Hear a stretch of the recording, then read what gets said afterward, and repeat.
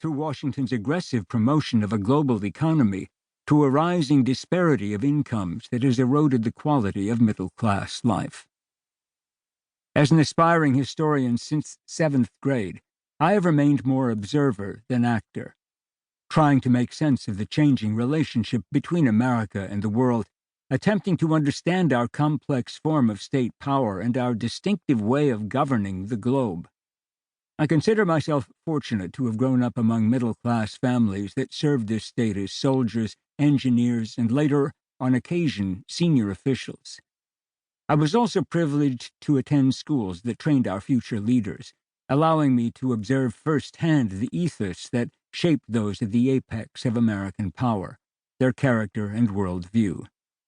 For 5 years, in the 1960s, I went to a small boarding school in Kent, Connecticut, that steeled its boys through relentless hazing and rigorous training for service to the state.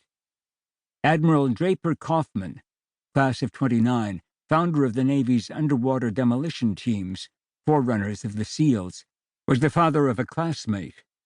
Cyrus Vance, class of '35, the future Secretary of State, was a commencement speaker.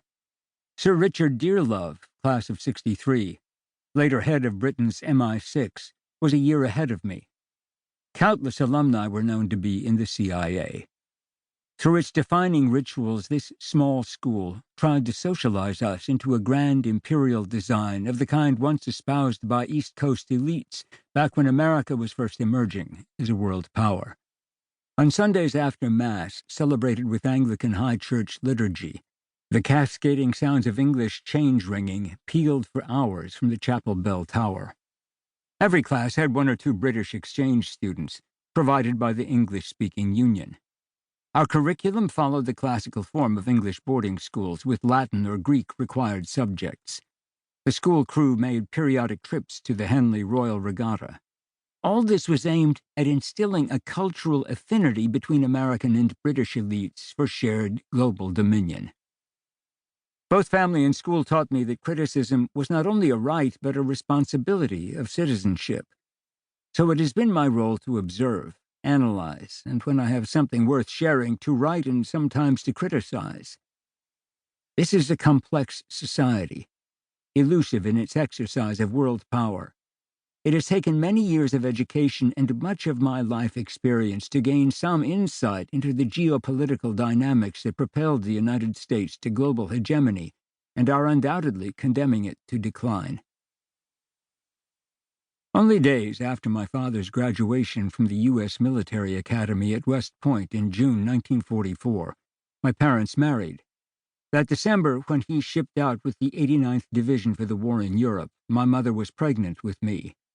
As an artillery forward observer, he was on the front lines in the Moselle, the Rhineland crossing, and onward through central Germany, where his unit was the first to liberate a Nazi death camp.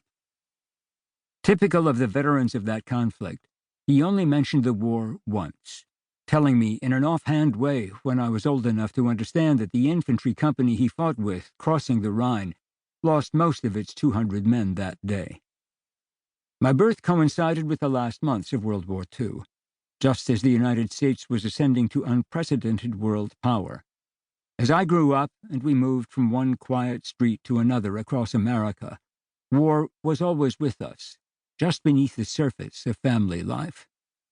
When my father wasn't away at war in Europe or Korea, we lived mainly at Fort Sill, Oklahoma, home of the U.S. Field Artillery. There his promotions finally got us out of squalid Army housing and into pleasant quarters on a tree-lined street opposite the parade ground. I can still remember visiting the grave of Geronimo, the Apache chief whose capture in the 1880s and life sentence at Fort Sill ended the Indian Wars in the Southwest. Climbing the stone marker above his grave at age 5 was my introduction to the past and its occupants, as I touched those stones, wondering about the great chief who lay below.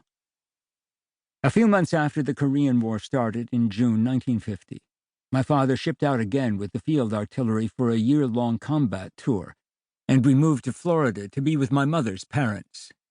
In the first grade, I had a map of Korea posted on my bedroom wall. Silver stars glued on it showed the position of my father's unit as it moved around the peninsula.